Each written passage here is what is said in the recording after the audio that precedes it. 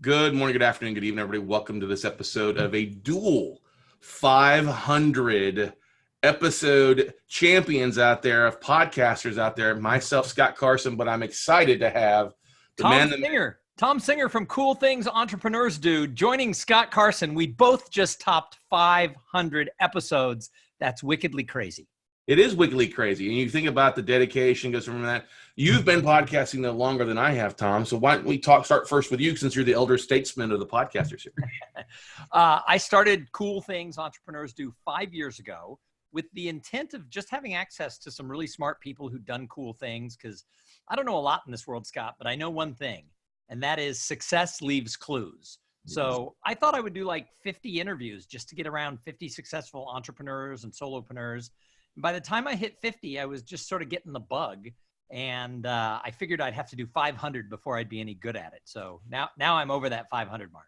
Well, congratulations to that. That's 5 years is great. I've been doing this for really, truly podcasting for just over 2 years, although I've had my show for 3 because I just started doing Facebook Lives. I mean, we've always done video training and webinars all the time to my audience and stuff like that. And my show, the Note Close Show, is a very niche show on the niche of real estate investing. So, we were doing Facebook Lives when they came out live.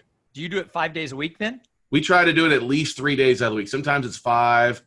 Sometimes we record 7 episodes, just depending on the schedule. But yeah, when I look back at the numbers, we've averaged basically 3.5 episodes per week for the last 2+ years. So obviously, based on math, I do 2 shows a week for 5 years. So. Yeah, exactly. So you've been doing it for 5 years. You're out. Why don't you share with people what your full-time gig is, Tom? Yeah, I'm a really fortunate guy. I used to be a sales and marketing executive. And when you're in sales and marketing, you go to a lot of conferences, and I'd sit there and I'd watch these keynote speakers. And some of them were famous, but a lot of them were just people with an idea, a thought, a theory. And I would watch them on stage, and I literally would sit there and think, they have a better job than I do. And about, 15 years ago, I started thinking, I want to do that. And 10 years ago, I went full-time as a professional speaker and corporate trainer, going into association annual meetings or company sales kickoffs, and being that guy who comes in and brings real content, but at the same time, the ability to sort of motivate and inspire that team to actually take action. So that's what I do. That's all I do for a living. I speak about 40 or 50 times a year all over the country. And I've been doing that for 10 years.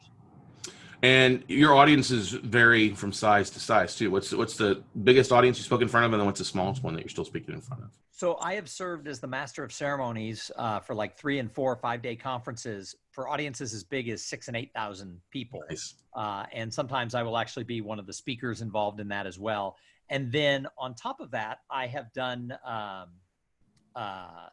groups as small as 12. So it's really everything in between. Nice. That's awesome. Yeah, I've traveled the last couple of years speaking to audiences in the real estate community, where it's, I think the largest audience I spoke to is in front of 2,500, and the smallest one has been in front of 10. As I'm out speaking and teaching this little aspect, I'm like one of 3 or 4 people in the country that teach this little specific niche of note investing, and got started doing that 10 years ago when the market turned south. As I was a mortgage banker, mortgage broker, and when everything turned south, I just jumped on the other side. So originating the loans, we were buying the debt and then working it out. And so it's been interesting. What's been probably if you think about your podcasting stuff, Tom, what's one thing that's happened because of your podcast that really, really surprised you? It's kind of out of left field, something you didn't expect. Well, early on when the podcast was new, I kind of 5 years ago, it was before everyone had a podcast. I actually started my podcast the same day Gary Vaynerchuk launched his podcast. So all the celebrities sort of came in after I got on. But early on, I quickly got a lot of listeners because there wasn't all this noise out there. And I was surprised that people who listened to the first 25 shows were referring me to their bosses who were having meetings, right? So they were actually referring me. So I don't know that I expected to get actual paid speaking work out of it, especially because the title, Cool Things Entrepreneurs Do, isn't really what I talk about. So that was probably the first big surprise. The second thing is I now co-host a show called the Digital Enterprise Society Podcast. And it's for people who work in and around what's called product lifecycle management. There's a specific set of software. And I have been hired by the Digital Enterprise Society to help launch their podcast as their co-host. And that's actually a paid gig for me. I've done work for them as a speaker. And so that's something I never thought of. I'm now in negotiation with 2 other associations to host their shows. And that was probably the biggest surprise. That's awesome. That's really cool. One of the biggest surprises that's come from me doing this is that we've gotten so good at it, and with our niche and with our peers that we've had on the real estate community, a lot of them have come to me and asked me to start help market them.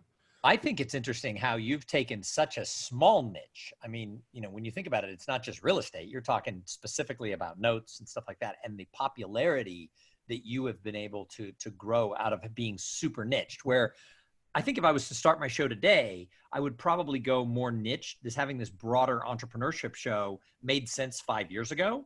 Mm-hmm. I think if I was restarting today, I would go tighter. My content that I speak about has changed. In the last 5 years, I've morphed a little bit from one topic to another. It's not a huge change, but I think if I started the show today, I would be focused specifically on the gap that exists between potential and performance for individuals and teams, because that's what I teach. Mm-hmm. However, at the time, you got to take everything in perspective to when you made decisions. So I made the right decision 5 years ago. Now I would be super niche like you are.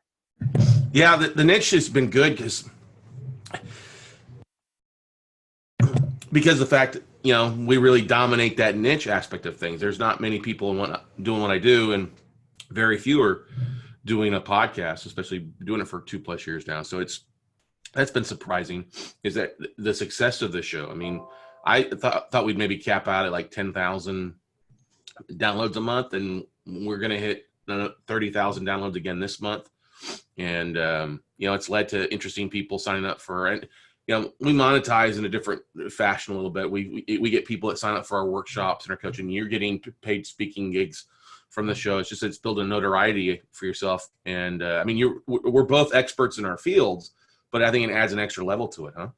I definitely see that. I've in this last year, since I had crossed the 400 mark last year, I started having my bio, my introduction, when people introduce me to come speak to their group. It includes, he's the host of the popular Cool Things Entrepreneurs Do podcast. Now 4 years and 400 episodes. Of course, now it's 5 years and 500 episodes. And what amazed me when I added that to my introduction, the amount of people who line up with their phones in their hand, and they're like, how do I find your podcast?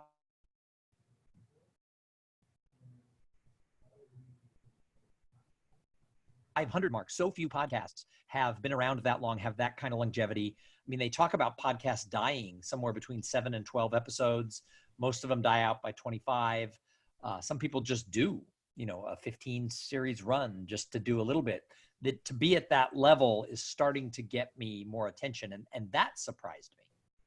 Yeah, I think it's 0.1% of podcasts cross the 300 episode mark.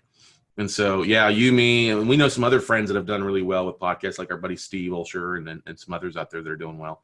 But yeah, it's kind of rarefied air to stick with it that long. I think the numbers that we officially saw was that there were 760,000 podcasts, and only 18% of those have produced episodes in the last 6 to 12 months. So less than 20% are constantly cranking content out. I'm always surprised on sort of the rankings on iTunes, or I guess now it's Apple Podcasts, how many are ranking really high who haven't produced new episodes in a year. I mean, their algorithm's not really, necessarily working unless those shows are tied to a celebrity where maybe they're getting a ton of downloads and stuff. Some of these shows, it's like, why is this still ranking? Well, I think it's also because I've had a friend of a friend tell me they only have like a dozen people working in the podcast office, so they don't really rank that much. Change the rankings. 700,000 podcasts and 6 people working. Well, if you didn't know this, Starbucks, with a $24 billion company, has 12 people working in their social media office in Seattle. But the thing it kind of it cracks me up a little bit about this is how I think people are surprised to meet you. We get that all the time when people are listening to the show, and then they either will opt into something or give my office a phone call, and that they can actually get a hold of us and actually talk to us, right, Tom? Yeah, they think, oh my gosh, this is Scott. I'm talking to the real Scott Carson. You answer your own phone? You're talking to Thom Singer? Wow. Well, the thing, it's only happened a couple of times, but I've been out in the wild just going about my life, and I'm telling a story to somebody over a beer in a bar, and somebody a couple bar stools away goes, are you Tom? Are you the Cool Things Entrepreneurs Do guy? And that blows me away, because it's like, I don't even have as many listeners as you do. I get about 1,000 downloads per episode, which in the podcast world is good, but it's not, huge. But still, I'll get people who listen to it. So I always ask people, how did you even find my show? Like when I meet random people, I'm like, how did you even discover it? The number one way people find my show is somebody they know told them about it. Mm-hmm. Well, we see the same numbers, roughly about 1,000 an episode. We're just cranking more per month. Yeah, more per month. So, but we're on 1,000 an episode is roughly what we're seeing. Maybe a little bit more, depends on the thing. But I've had that happen one time on a plane, which is kind of funny. I was flying to San Diego for a marketing convention, and saw a friend of mine, actually an old assistant. So we got to busy talking, sat next to each other and visiting. And we get off the plane. I go get my luggage, and my friend is waiting there. And she went to the bathroom and came out, and there was a lady with her. And she goes, "Oh yeah, she asked me if you were Scott Carson from the Nut Closer Show." And I was like, well, she came up like, "Oh," I was like, "Come on, here's my card. Give me a phone call." "Oh my God." And I'm like, I'm just a normal guy, just cranking out content every day, right? Well, I definitely think, we're talking about both of us topping this 500 mark, which I think it's a big deal. I think that a lot of people don't have the stick-to-itiveness. There's a lot of people out there teaching how to get rich on podcasts. And, they tell people all these little tricks and things like that. And they're using the outliers. I mean, of these 700,000, they're using like the 7 people who were able to, monetize to $1 million in 8 seconds. Or they're using the model of a celebrity who was already famous. And so people are getting very disheartened with, "Oh yeah, I talk to people all the time. I did a show and, I couldn't get anybody to listen. How many episodes did you do?" 18. I looked at this all along as it was a long tail play. It's also been huge at helping me with search engine optimization, because the page that I use for my podcast is part of thomsinger.com. So it's thomsinger.com/podcast. And I'm able to link and cross-link and backlink to that. And it's actually helped my search engine optimization for my main business because of the twice a week I'm creating a page. I totally agree to that. I'm so glad you brought that up, because we saw that almost immediately, where my page ranked for like 75 keywords, and now it ranks for over 1,800 different keywords. And we've gone from 1,500 visits to the website a month to over 12, somewhere between 10 and 12,000 hits to the website a month, because we do the same thing. We take each episode, create a blog, post it on the website, and it's just huge. And you talking about people getting discouraged because they're not monetizing or making $1 million bucks in 2 episodes. It is a long-term play, a long-form play to do it, because you've got to keep providing content. And most people I talk to and see this, and this is a burn myself, I guess you could say, is when people say, "Well, I've launched for 6 episodes, nobody's listening." And I'm like, "Well, are you doing this or this?" "No, I don't want to do all that work." Well, you got to do the work if you want to get the pay or make it profitable, right? Right. And I think that it's, like I said, it's not my podcast is not my business. It is a piece of my business. So it's a credibility tool. It's a marketing tool. I have used it to get in touch with people, or I didn't use it as sort of a dastardly plan, but I've interviewed people who then I've developed a relationship with, and then they've referred me to an association or their company because they were a guest. And so, I think that if you go in thinking this is going to be my whole world, yes, there are people who have turned a podcast into their whole business. However, I think that we can count those numbers probably on, 2 hands.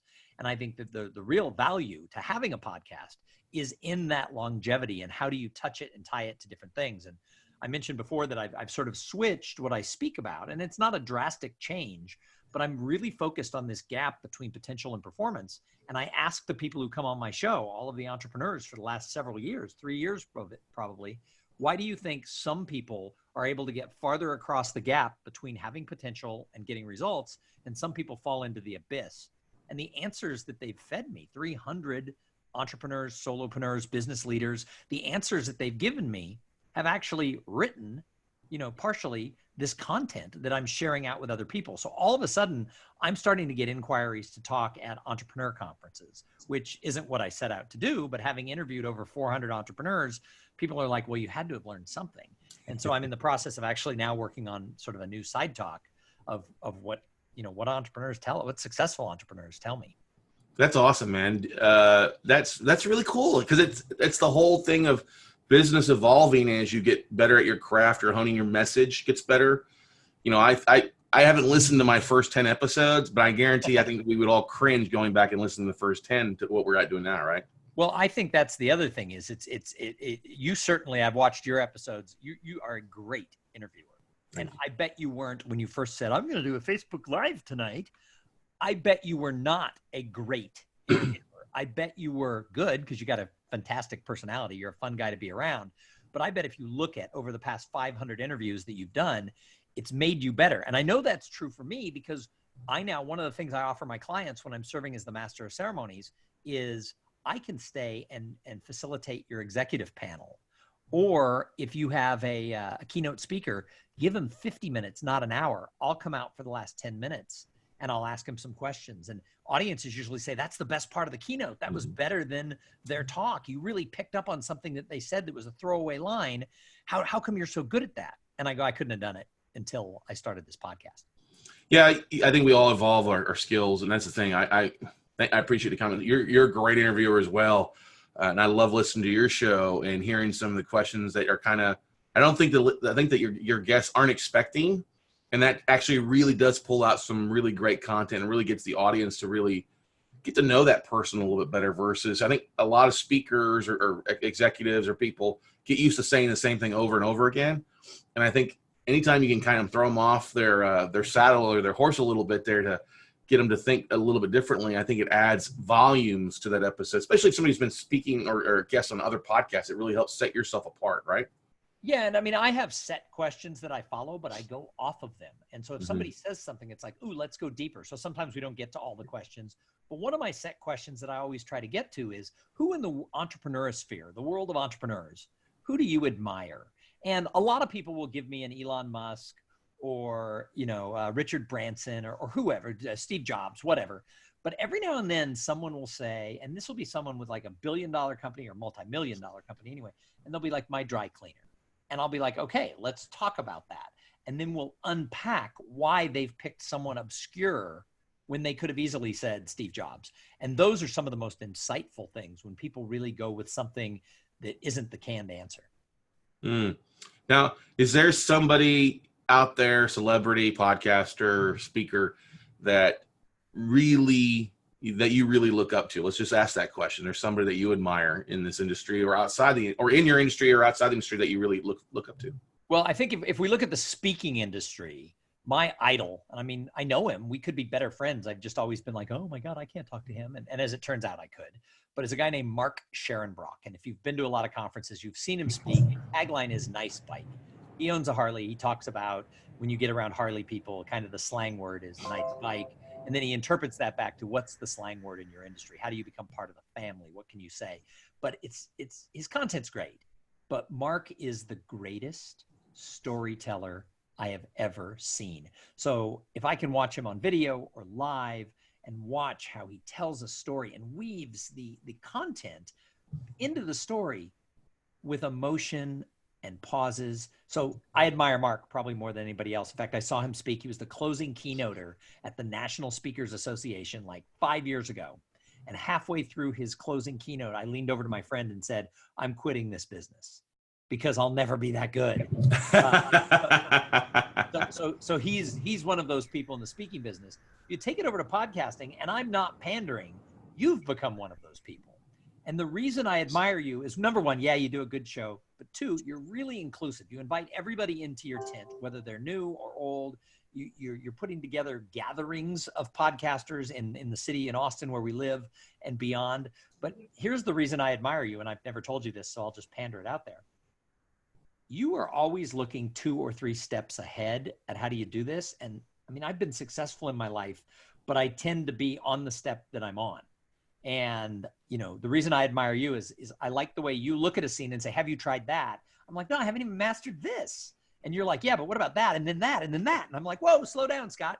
So you and Joel Block both think that way. And we have a mutual friend in Joel. And I'm trying to learn to be more that way. So people like you. Well, I appreciate that, man. I would say the same thing back about you. I admire anyone who's been around five plus years at this and doing a great job. And I enjoy speaking and seeing you going out and speaking in all the places. That's actually something that I aspire to do because I think everybody hits ups and lows in our business of any sort like that. And in my kind of niche here, we've had our highs, and we've kind of, as the market changes, we're kind of coming down a little bit. So I don't know how I'm going to keep doing the show, but it's the market's changing. So it's always made me kind of look, okay, always have something else that we could look at, or try to keep ahead of the pace in the market, and try to. I'm a big believer in servant leadership. If you can bring people along and help make others successful, it'll make you successful along the way as well. But I guess my big guy would be Seth Godin. I'm a huge fan of him.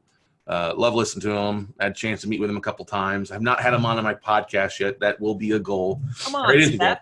Come on, yeah. Seth. Be on the Note Closer show. Yeah, he doesn't quite fit well in the Note Closer show, but he'll probably fit well with our podcasters live stream, or another one that we're probably going to be launching soon. Nice. And that's the thing. You do 2 shows. You know, this has been the Mind Show. I've got a couple smaller shows that I do that are kind of sublets of my industry, but I think we're going to be starting a newer, purely kind of a podcasting, marketing, business entrepreneur show to help, accentuate some things and I identify those that are making a difference out there in their niche. That's one of the things that, I kind of watch what you're doing with how you market your show and the way you tie in the video and the different things. And I don't do any of that. So it's like, I watch it and think I got to learn how to do that. So I think a show on how to market your podcast, since there are 700,000 podcasts out there, I bet you could get, a couple people to tune in and listen. I think it's a great idea. Well, my goal would be to help the 82% of people that have stopped, help them get launched back up and get rock and roll. Because that's the thing. I think a lot of people I see now.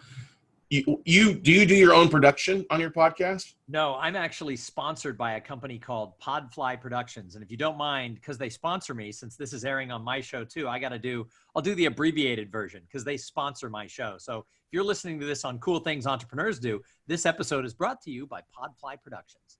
Podfly takes the time and the headache out of creating your own podcast. And the commercial usually goes longer. I won't submit your listeners to it, but I will tell you, I never could have done this podcast if I hadn't partnered with Podfly from episode 1, because I would never do the technical work and the heavy lifting.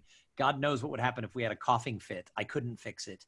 Podfly does all that, and they're the best vendor I've ever worked with in any job, in any career. They are so good if something's not perfect, because let's face it, they're going to blow a deadline, or I'm going to blow a deadline. And they are just so good to work with that I call them the best vendor I've ever seen. So that's I couldn't do the show without Podfly. I agree, man. I don't do my own production. We got a company called Podetize. Some friends, Tom and Tracy Hassard out of Irvine, that do a tremendous job. All I got to do is send them the video or the audio, and they do everything else and throw everything up. And then my staff takes what they've done and then reshares it across different platforms through Buffer and some things like that. But yeah, I think I didn't want to have, I think everybody, especially a lot of entrepreneurs, are control freaks. I didn't want to be the control freak when it came to production. So I'm like, I'll pay to have it done. It'll eat your time. Even if you had the technical skills to be able to do the editing, I mean, it's 3 times the time that recording would be. Amen to that. So that's the best thing, of delegating that out to focus on what you're good at and let the other experts go out and do it. Right. Hey, I want to jump back like 2 things though, because I was talking about this gap between potential and performance. And then we got talking about podcasts. So let's twist these 2 things together. You observe a lot more than I do, and you play in the pool with a lot more podcasters. I mean, I have a lot of podcaster friends, but your fingers go deeper than mine. Why do you think? So people start a podcast. They all have potential. Everybody has an idea. Everybody has some nuggets and theories that they can share with people. Why do you think some people, we all start with potential. Some people get farther across and get a lot of listeners, or they get a lot of longevity, and they're able to build something. They have performance and results. And other people just fall into the depth of just another boring podcast. What do you think that delta is? I would say the difference between those people is that it's a lack of patience. They have unrealistic expectations, and they think that if they do throw 10 episodes out there, that they're automatically going to have success. I think there's a lot of people release like one episode, so they don't have a library for people to listen to binge on. And I think that's the heroin crack that I think listeners need. And so that's when I've been out networking and other things at Podfest or podcast movement or local networking clubs. That's the thing I get. Oh, I uploaded 2 episodes. and I didn't get any listeners. I'm like, you have to give it time for those seeds to sprout, to grow. I agree. I think you have to launch with 3, 4, 5, 6 episodes, because people do, when they listen to one, they want more that they can listen to. The other thing is, I think you have to follow a schedule. I mean, I said 2 days a week, and I've probably missed less than 10 over 5 years where I've just said I can't get an episode out today. And when I've done that, people have actually emailed me and said, where's my Tuesday episode? I always listen on Wednesday on my way to work. So your listeners get accustomed to the habit of, I release on Tuesday and Thursday. So my people listen on Wednesday and Thursday, or Wednesday and Friday. I think that there's something to do, along those lines. And the other thing is, you can't have an occasional podcast, because I know people who are like, oh, my podcast, da, da, da, and they release 2 shows, then 6 months later a show. And I'm like, nobody's listening. Don't tell me you have a lot of listeners. And I'm sure there are outliers who, they're not famous and they do like 9 episodes in a year and they dump them here and there. And people are like, woohoo, they released another show. But I think for most people, that's why they fall into the abyss, is that there's no consistency. That's totally, while this is a hobby and often a passion project for some people, you've got to treat it with respect, and respect for your listeners and your audience out there. That, like I said, I think 6 is a great starting point to release, because it gives people something to see. Oh, hey, they just not a flash in the pan with one show. But I've got some friends that have, brand new shows, and they went and did 20 bulk episodes. They uploaded and they released them in 20 days straight. And they just skyrocketed to the top with listeners, because they got that crack, that heroin, that hit to their listeners. Of course, they had a social media database, and they marketed it out as well. They just didn't put it out. They just didn't record it and expect the listeners to come. They actually did a full court press across social media and email blasts and things like that to help grow their audience. And the biggest problem is that people out there, we think, oh, we're going to do this and all our friends are going to listen. I'm surprised how many of my close friends, have never listened to an episode after 500. My own brothers don't listen to the show. And I've interviewed some interesting people, and it's like, they just don't do it. And the other thing is, it matters so much to get people to go onto Apple Podcasts or wherever you get them and subscribe, because that's how the rankings happen and this and that. And, I'll make the ask for people to go subscribe and leave a comment. And very few people take action in the world we live in now. People are so caught up in their own, every second, that very few people are out there, helping you achieve those numbers. Therefore, you better damn well promote it 10 times more than you think you have to. Yeah, that's I would agree to that. My closest friends don't listen to the podcast either, because our friends aren't in the same niche that I'm in. Right. A lot of my friends are like, oh, Scott's that crazy marketing guy. And then but it's funny, because we have helped some of my friends come back and start their own shows on their own niche. And it's been kind of fun with that aspect of things. So where do you see yourself going in the next 5 years, Thom? I don't know. I toyed with the idea of hitting 500 and just shutting the show down and saying, okay, check mark, I did that. However, it's a great marketing tool for me. I thought about starting a new show and sort of building from scratch, but I would lose sort of the following that I have. I'd have to push really hard to migrate people. So I'm going to continue with cool things entrepreneurs do. It gives me that action to be able to have sort of this university access to how do I grow my own business and share it with other people who listen. What I would like to do with it is figure out sort of how to intentionally monetize it. Like I said, I've been fortunate. I'm doing a show for someone else. I'm in the talks with 2 other associations about hosting. I like doing it. So I'd probably like to host maybe 2 or 3 other people's shows, and then continue just to grow mine, get the listeners up higher, but then figure out what I'm missing. And that's why, you're going to be putting on a podcaster's sort of mastermind 2-day intensive. One of the reasons I want to come is I know I'm missing 100 things that are low-lying fruit. I'd like to just figure those things out.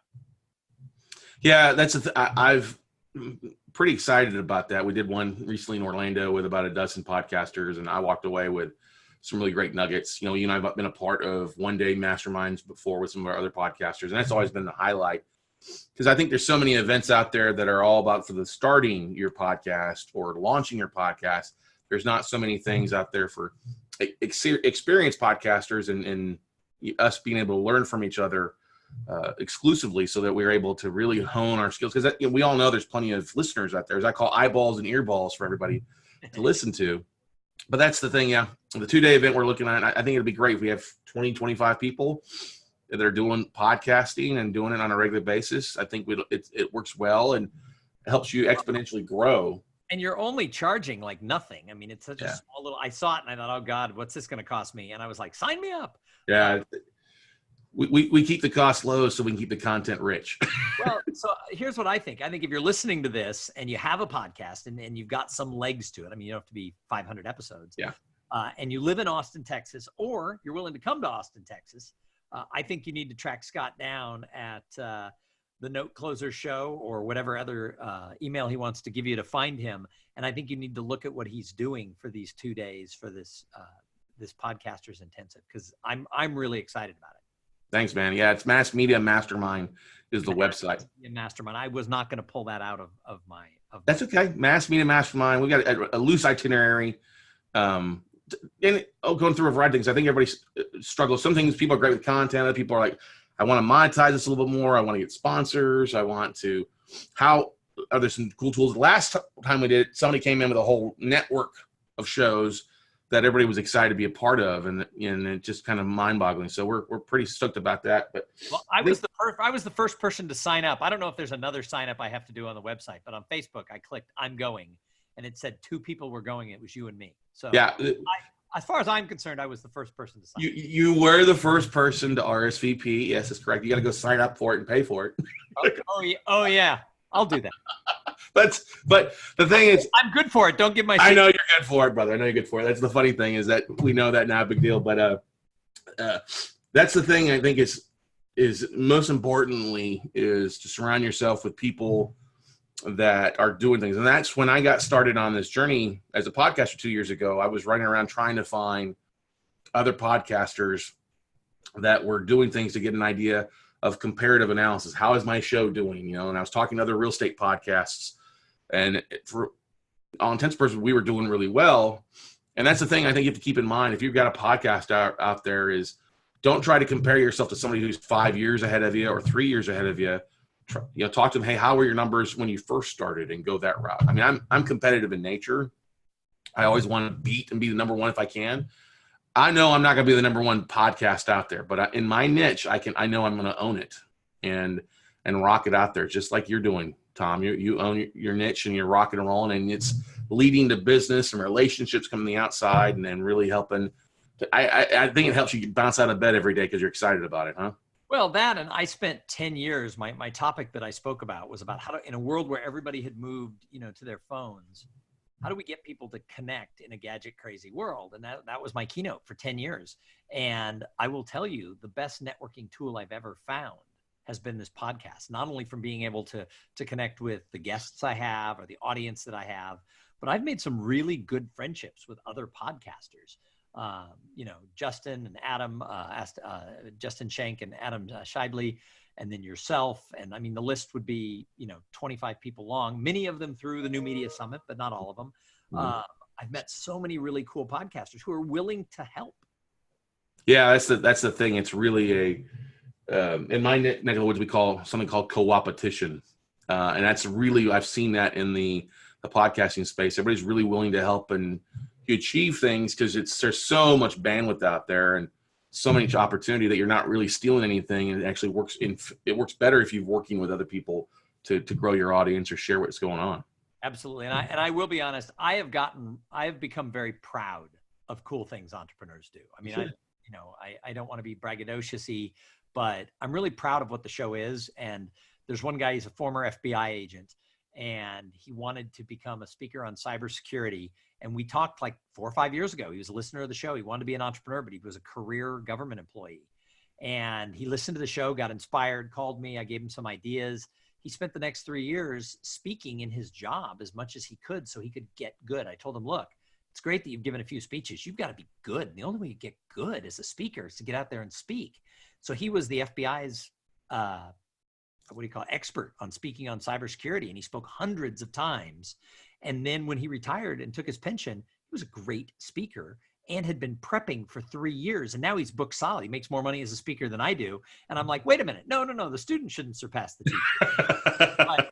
But the fact is, he tells me all the time that he wouldn't have made that transition from, what he did to what he's doing now if he hadn't been inspired by cool things entrepreneurs do, not just me, but the people I interviewed.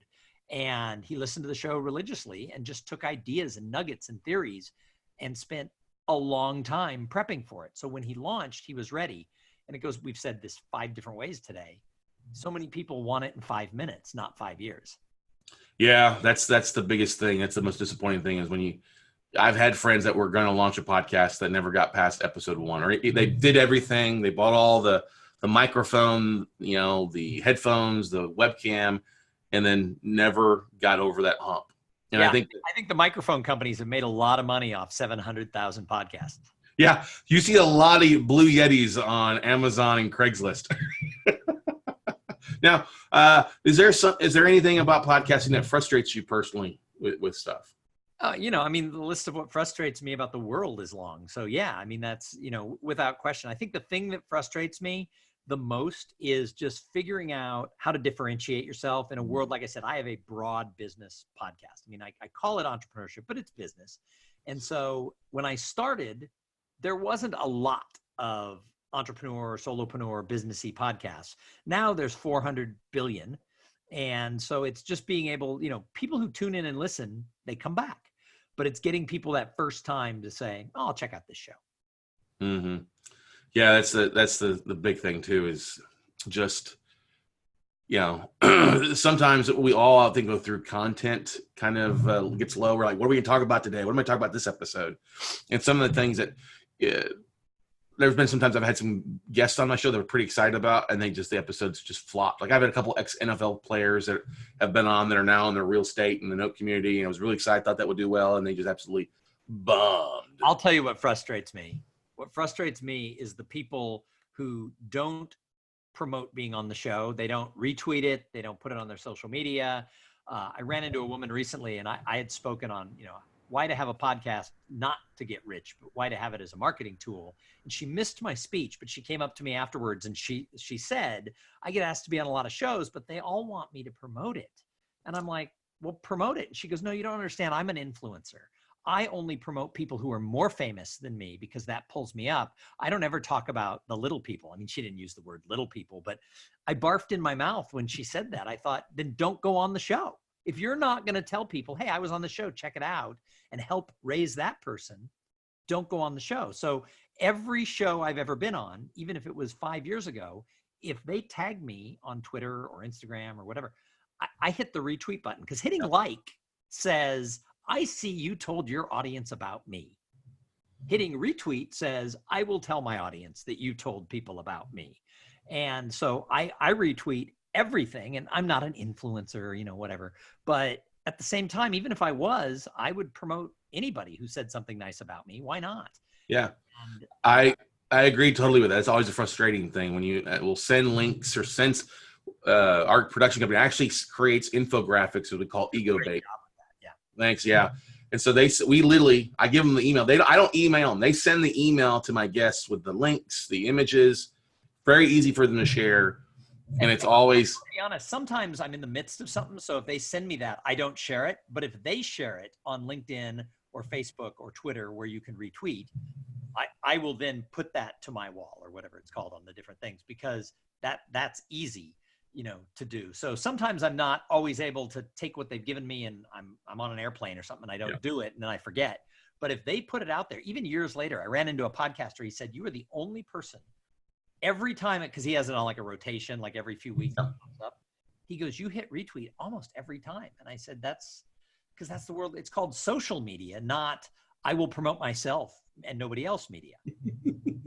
Yeah, that's the funniest thing is seeing people like, when you ask them if they're sharing that stuff. So we get to the point now where we just tag people in there as best as we can. We'll post it and tag them or at them on LinkedIn, and to do that. What platforms are you seeing the most engagement with on your stuff outside of iTunes or podcasts? I'm talking like social media and other things like that you see it works well for you. So I was starting in 2005. I was a blogger, and it used to be that if I blogged and then put it out on any social media, back then it was probably Twitter, I would get hits to my website. Like, boom, I tweeted it. A bunch of people went right away. Fast forward 14 years. No, I don't see a lot of traction from social media. I will tell you though, for me, because I have a business podcast and I'm a business speaker, LinkedIn is probably my best engagement. And I recently posted something that said, hey, celebrating 500 episodes. And the more people comment, the more people see it. So we're usually, if I post something, 1,500 people will see it and then it sort of fades away. I had like 6,000 views on the thing about the podcast because everybody was like, oh, congratulations, congratulations. So what I found is even with LinkedIn, if you don't get engagement, nobody even knows you posted it. Mm-hmm. That's the truth. LinkedIn's been a big thing for us on the business side because we do create many articles and reshare things there. And it's helped us grow our audience on there, and we're leveraging that as best we can to drive engagement. So what's your biggest frustration in the podcast world? My biggest frustration in the podcast world, man, it's I would say it's people that just they lack that patience. You know, here's something that frustrates me. I get solicited for people to be on my podcast all the time. People like, hey, I think it'd be a great guest on your podcast. And I don't try to pimp my audience out. I try to keep my audience very niche. And so, yeah, I'll make some exceptions to bring on an entrepreneur or some business aspect of things, or sometimes motivation for stuff. But when I get these people like, this guy's got a new book, and he'd be a great guest. I'm like, okay, I want you to send me 100 copies of your book. Right. And I'm like, they're like, why? Well, I said, well, it costs me to do my podcast. It costs me to produce it. I'm going to take those 100 copies and send it out to my membership. One of the things that we've monetized with a membership. And so it's going to go out monthly in swag bags, and these people are going to share it for you. You know, it also allows me to be able to send stuff out in a swag bag that I don't have to pay for, which is nice. And people get, oh no, we can't do it. They cost me $10 a book. I'm like, okay, then you're not a fit. Well, so I find it interesting because in the last 2 years, Steve and some other people have posted or sold directories of podcasts, and I've shown up in them. And so I get 25 to 40 inquiries a week. And until recently, I've gotten a little bit behind. So now I'm doing 2 interviews a week, but I was doing 1 solo episode and 1 interview a week. So that's 52 interviews in a year, and I'm getting 40 inquiries a week. So what I tell people is I need big cups. So if you have more than 300 employees, I'll move you to the top of the list because I interview a lot of solopreneurs like myself, people like you who maybe have a couple of team members. And so I say, if you have 300 or more employees, I'll move you to the top of the list. Well, most of these people don't. Most of them have spun out from business. They've written a book or whatever. I say, or if your person goes out onto LinkedIn and posts 2 or 3 times about why my podcast is good, I'll move them to the top of the list. And I've had PR people tell me, my people don't promote you, you promote them. And I go, that's so funny. It's a 2-way street. And I've only had one person ever go pimp the heck out of my show and then approach me to be on it. And I moved to the top. Mm-hmm. Now, are you speaking on a lot of other podcasts as well too? Yeah, I've been a guest this year on 30 shows. So, my goal is maybe not 1 a week, but my goal is in a year, do about 30 shows. Nice. And that's obviously helped you. This counts because we're posting it on both shows. So this is my show and your show. So this is I love that. And that's the thing is, I think that's one of the ways to help grow our audience. I was talking to I was at a B&I networking thing yesterday, and a realtor approached me and said, hey, I want to start a podcast. I'm like, okay, great. I said, what's going to be on? She told me, I was like, okay, that's a good subject about your stuff and stories and things like that. I said, I would also recommend that you speak in other people's podcasts. And she just looked at me. Why would I want to do that? I was like, because their audience is going to hear about you and come over to your show. And she's like, I don't know about that. And I'm like, that's one of the easiest ways to help grow your audience and get the word out what you're doing. Because then it's like you're out publicly speaking, whether it's 12 people or 8,000 people. I never worry if someone has a podcast and they want to interview me. I never say, well, how many downloads do you have? Yeah.